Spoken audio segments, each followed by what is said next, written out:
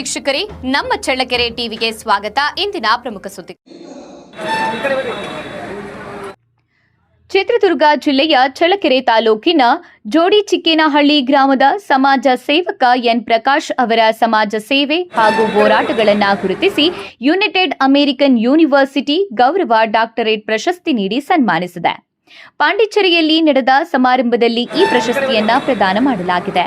ಚಳ್ಳಕೆರೆ ತಾಲೂಕಿನ ಜೋಡಿಚಿಕ್ಕೇನಹಳ್ಳಿ ಗ್ರಾಮದ ಸಮಾಜ ಸೇವಕ ಎನ್ ಪ್ರಕಾಶ್ ಅವರಿಗೆ ಸಮಾಜ ಸೇವೆ ಮತ್ತು ಜನಪರ ಹೋರಾಟಗಳನ್ನು ಪರಿಗಣಿಸಿ ಯುನೈಟೆಡ್ ಅಮೆರಿಕನ್ ಯೂನಿವರ್ಸಿಟಿಯಿಂದ ಗೌರವ ಡಾಕ್ಟರೇಟ್ ಪ್ರಶಸ್ತಿ ಲಭಿಸಿದೆ. ಜುಲೈ 4ರಂದು ಪಾಂಡಿಚೇರಿಯಲ್ಲಿ ನಡೆದ ವಿಶೇಷ ಸಮಾರಂಭದಲ್ಲಿ ಪ್ರಶಸ್ತಿಯನ್ನ ಪ್ರದಾನ ಮಾಡಲಾಯಿತು. ಯುನೈಟೆಡ್ ಅಮೆರಿಕನ್ ಯೂನಿವರ್ಸಿಟಿಯ ಸಂಸ್ಥಾಪಕ ಡಾಕ್ಟರ್ ಕೆ ವೆಂಕಟೇಶನ್ ಅವರು ಪ್ರಶಸ್ತಿಯನ್ನ ನೀಡಿ ಗೌರವಿಸಿದ್ದಾರೆ.